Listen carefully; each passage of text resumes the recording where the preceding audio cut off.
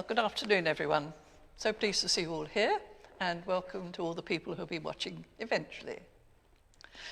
We at last reach the beginning of part 4, the one we've been waiting for all this time. And the title for that is The Christian Experience, because you realise we've already started on the Christian story in the end of part 3, but now we're going into the Christian experience. So part 4 and session 37. You're very welcome. Pleased to see you. Well, we start off by stepping back in time, back into the era of the Jewish temple before its destruction in 70 AD.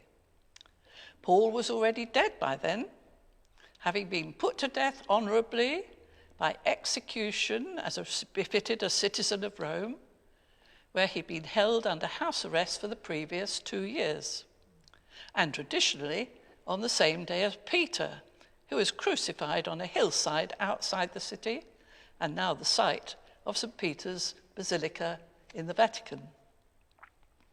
Our sources for information in this period are very limited.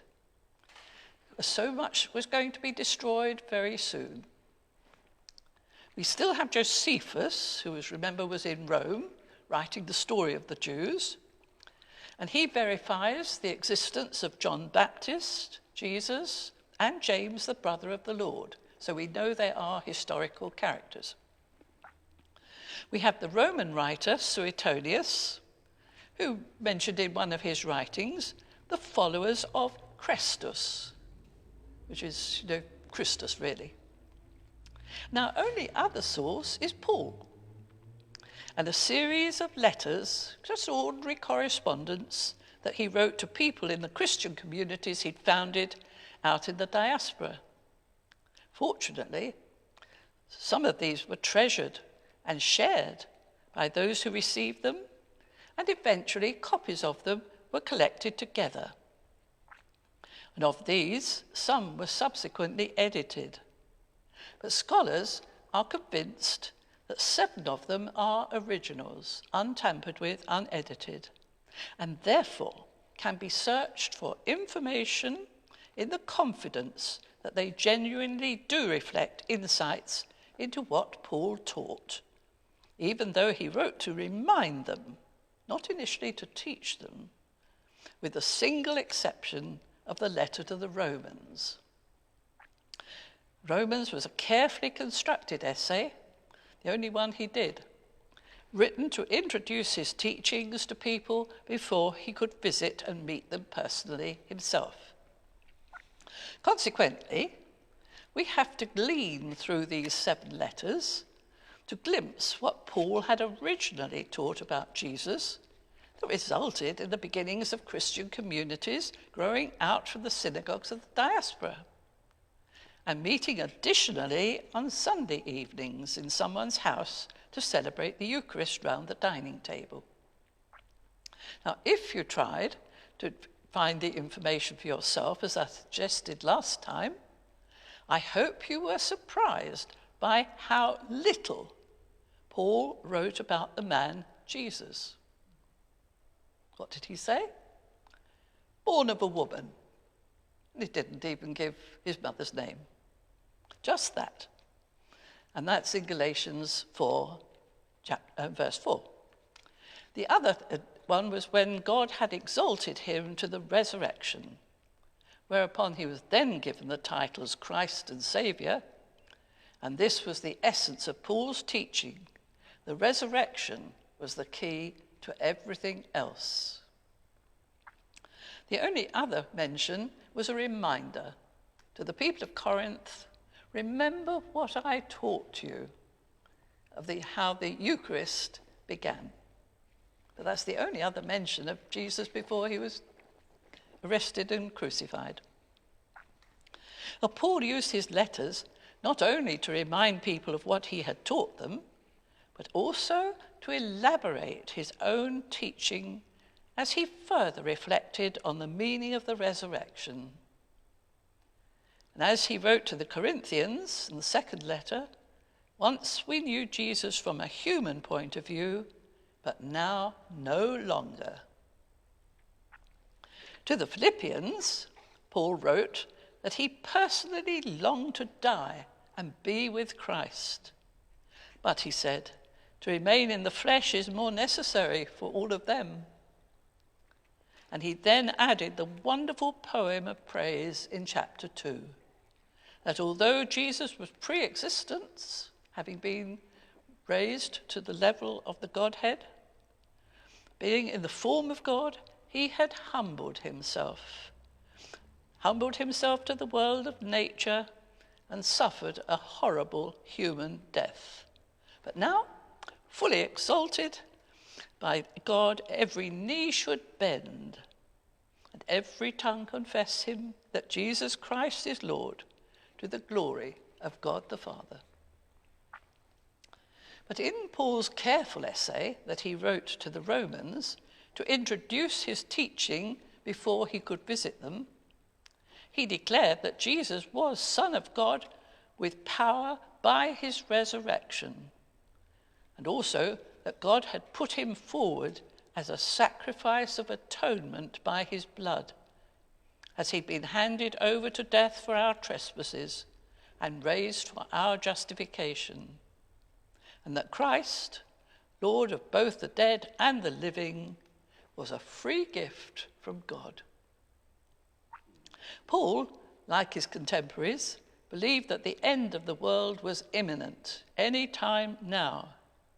And this gave an urgency to his teaching, much of it which concerned how people in the new community should now live their lives while they waited for the inevitable. And although Paul, as he said of himself, had been born, bred and educated as a Pharisee, he saw the resurrection of Jesus as freedom and liberation from what he called the chains of the Jewish law, which he'd always kept as a Pharisee.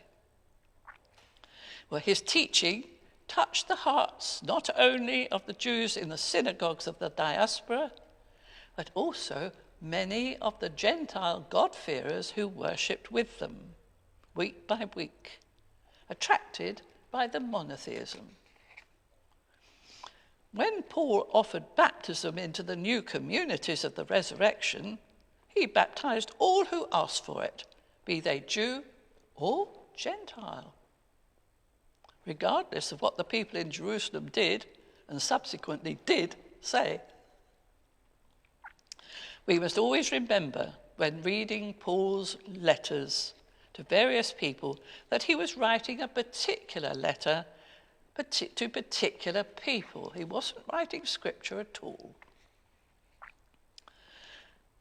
So we must not be dismayed when he sometimes contradicts himself when writing to various people and has to help one church in particular who obviously had problems dealing with one or two very pushy women in their community.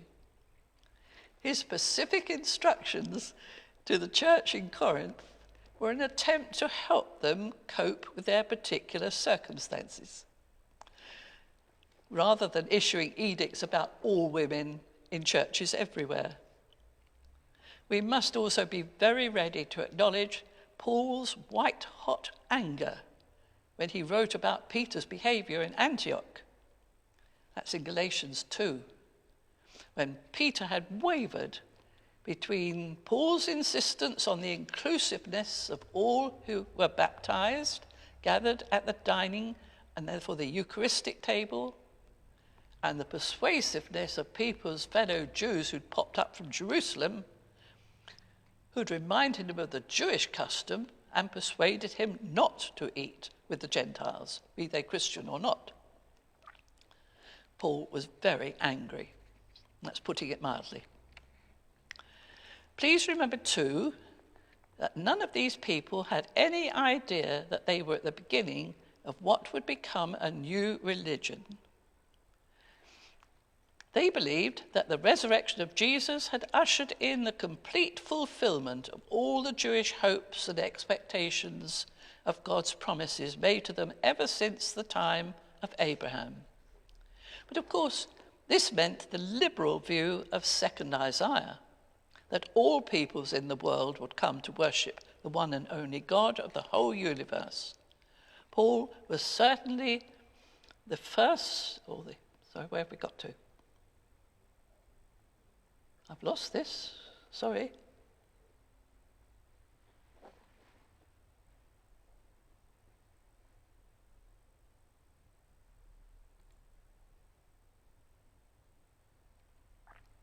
Yes, we're back to this. I haven't many pictures to offer you, but the earliest ones possible are Greek, and if you can read the Greek letters there, it is an icon of St. Paul. I don't know whether you know about icons, but they are very, very early pictures from the Orthodox churches, the earliest ones, of a picture of highly stylized picture of a saint, and it's the eyes that are important.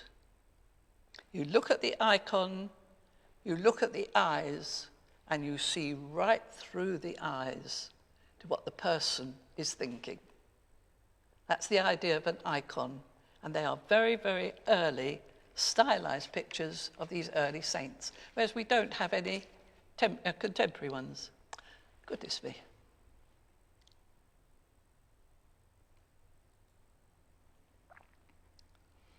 So that's Paul, the persecutor and the apostle. He was certainly one of the first, he was the first great theologian of the New Testament. And I've got another icon for you, showing you Paul with one of his letters, all written on scrolls, of course. And that's another Greek one, so that's an early one too. Well, if you did the exercise I suggested to you last time, I wonder if you found the same things as I did. First and most importantly, given that all his correspondence was written in Greek and all his quotations from the scriptures came from the Greek translation, the Septuagint, we can assume that Paul spoke Greek in the synagogues of the diaspora and was by upbringing a member of the diaspora himself, familiar with the Gentile God-fearers in their Sabbath day gatherings. Therefore, he would never have met Jesus himself. This is how we draw our conclusions. Paul was entirely in the diaspora. He never met Jesus. He claimed, however, to be a true Jew, born of the tribe of Benjamin, circumcised according to the law, a Pharisee, and more advanced than most of his contemporaries in the zealous keeping of the law in all its fullness. Now please note, there are no criticisms of the Pharisees in any of Paul's letters. You just won't find any. He admits that his zeal for the law had led him to become a persecutor of the Jesus Jews, because he knew, like all good Pharisees did, that Jesus was cursed under the law because he would be hanged upon a tree. And you can find that verse of the law in the book of Deuteronomy, chapter 21. But then Paul names 3 of his relations who were converted before himself. So he wasn't the first in the family. He names Andronicus and Junia and Herodian. We shall meet them again at the end of the letter to the Romans. But in 1 Corinthians chapter 15, the glorious chapter, he describes his own direct experience of the risen Christ. Not that he heard it from anybody else. He heard this from Jesus himself. Paul, Paul, why are you persecuting me? It's the only person in the whole of the New Testament who could say the risen Christ spoke to me personally. Quite a thought. So strong was this experience for Paul that by the time he'd come to terms with it, he was convinced that he had he'd been destined by God before he was born for this, rather like the prophet Jeremiah of old. Born to become an apostle for the resurrection of Christ. He never ever wavered from its truth again. In spite of all the opposition, the pain, the persecution he suffered because of it during the rest of his life. In fact, Paul claimed that his experience of the risen Christ was as valid as the Easter experiences of Peter, the 12, 500 on one occasion, and to James, the brother of the Lord. He put himself on that level. He too had experienced the risen Christ. And he says of himself, and then to himself, unfit as he was, because he was a persecutor. In his letters we learn that he went to Arabia for 3 years after his conversion, but he doesn't mention whether this was before or after he actually went into Damascus. The Acts of the Apostles says he went straight to Damascus, but Paul doesn't say that. He leaves us wondering. But he did go to Damascus after 3 years in Arabia, according to him, and had to escape by being let down from the walls in a basket. We don't get that in the Acts of the Apostles. And then he went to Jerusalem. We don't know if it was the first time in his life, but he went to Jerusalem for a quiet fortnight stay with Peter. And as I used to say to my pupils in school, I don't suppose they talked about the weather for a whole fortnight. So we're left to guess what they did talk about. And we can presume that Peter taught Paul a lot about Jesus and his activities during his lifetime. We can only assume that, but that's what Paul went out to tell other people, get them started. And while he was there, he also met the leader of the community, James, the brother of Jesus. He only met those two people, as far as we know. And I asked myself, was this a job interview? Because soon afterwards, Paul left to go to Syria and Cilicia on his first journey as a missionary. Well, from other references in his letters, we learn that Paul suffered from an unspecified physical ailment, which he called the thorn in his flesh. And many a speculation has been made through history as to what that might have been, but we won't go into those. Whatever it was, caused him constant pain with no relief, as if he had the mark of Christ branded on his body. On his travels, he lived a very simple lifestyle, self-supporting by his tent making, and unmarried like the other apostles. Because self-supporting because he didn't want to be a burden on the people he went to visit, even though he knew he was entitled to be given their hospitality. Paul's letter to the Galatians records his next visit to Jerusalem, 14 years later. I'm going to turn this off for a while. I don't know why this is happening, and I apologize.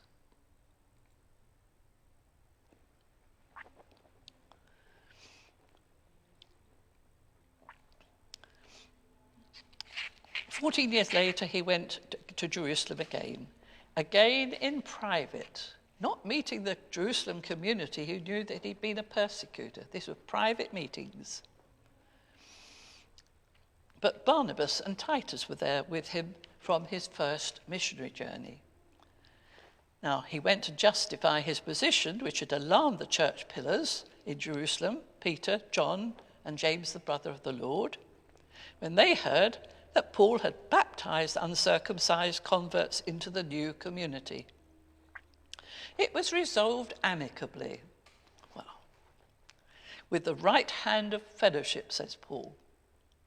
It was resolved that there would be an agreed division of labour, that Paul should go to the Gentiles, while they would work amongst the Jews. They also agreed that there should be a Christian collection similar to the Jewish temple tax, a collection from the churches in the diaspora communities to link them firmly into fellowship with the core church in Jerusalem. Remember, this is pre-70. So far, so good. But subsequently, it led to a very big row in Antioch.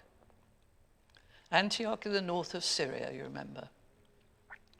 A lot of Jews had moved up there, and there was a large Jewish community there and a large Jewish Christian community.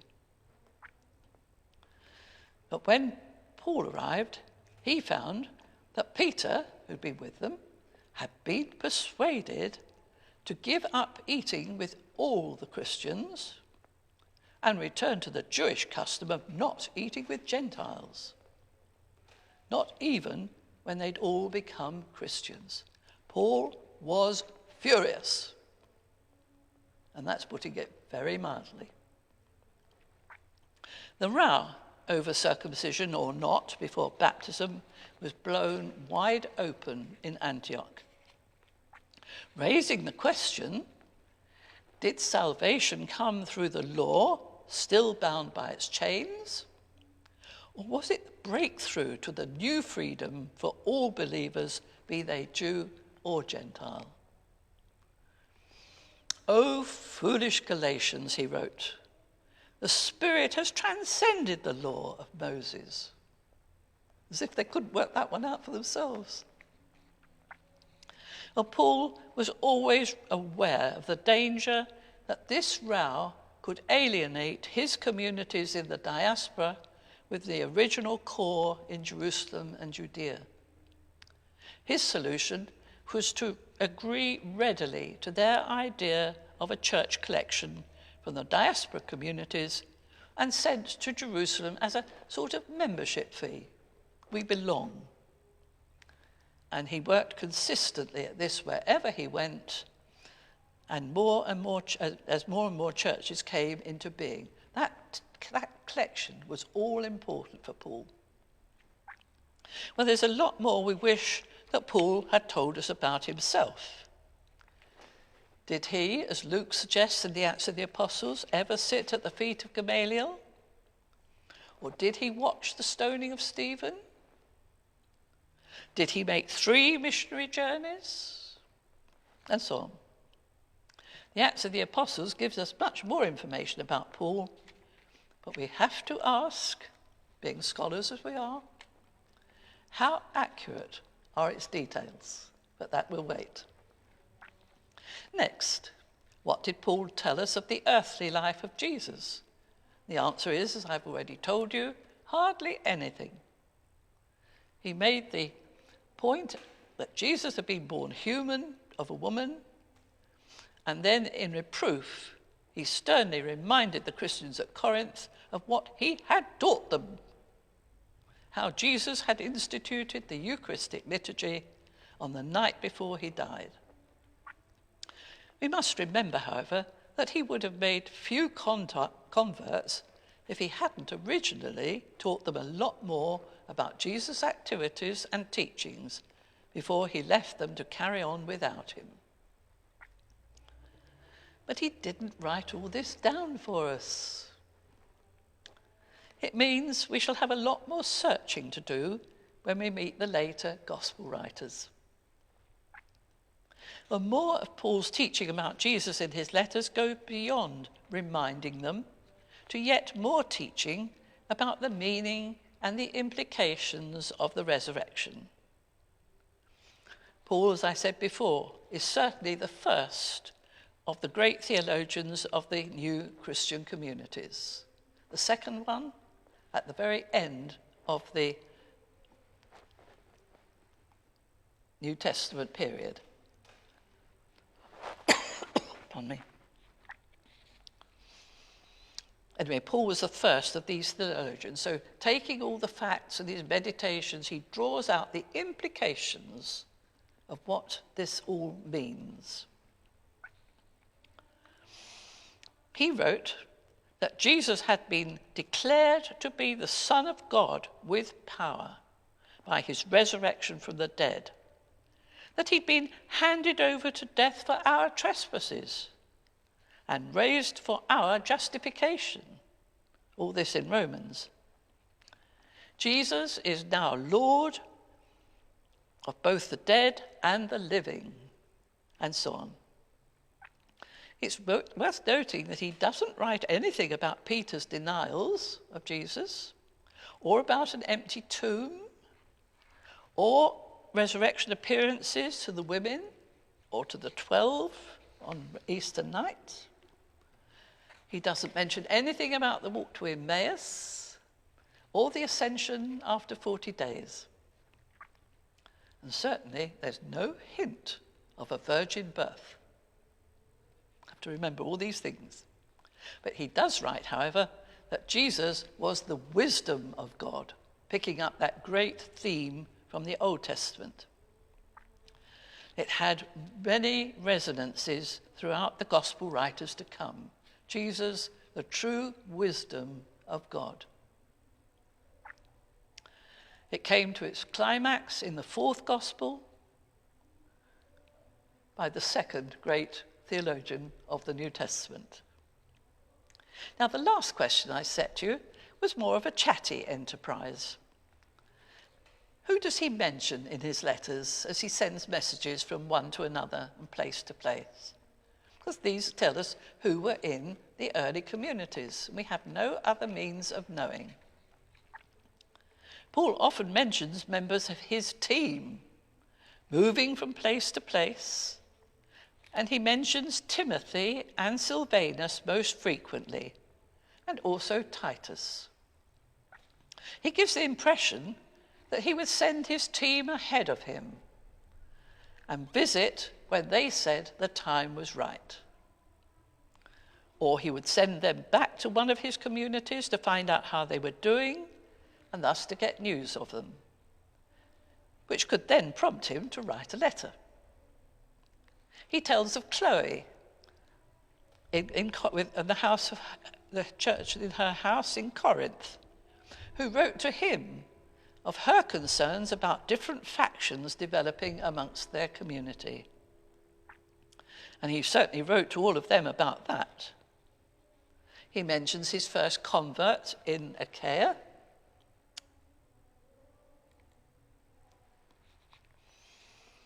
the house of Stephanus, and his subsequent pleasure in a visit from him. He also mentions his friends Aquila and Prisca, husband and wife, who travelled around the empire from their home in Rome.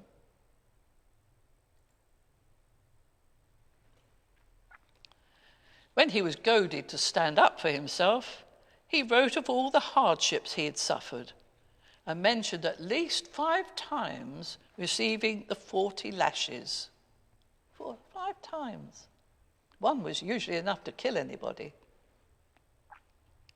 And he wrote of the hardships he'd suffered. 3 times beaten with rods. Shipwrecked on 3 occasions. The Acts of the Apostles only tells us of one. And on one of those, he was adrift in the sea in an open boat for 36 hours. He was imprisoned and held in chains on several occasions, even being accused of being an impostor. But in the last chapter of his letter to the Romans, Paul sends greetings to lots of Christians in Rome who were there long before he arrived there himself, as he was hoping to visit them on his way to Spain. Whether he ever got there, we do not know. Of the many people he lists, he mentions 3 of his own relatives, as I've already told you, Andronicus and Junia, who'd been baptized before his own conversion, and also Herodian. Interesting letter is his letter to Philemon, a personal letter. He sends greetings not only from Epaphras, a fellow prisoner, but also from Mark and Luke, my fellow workers, he calls them.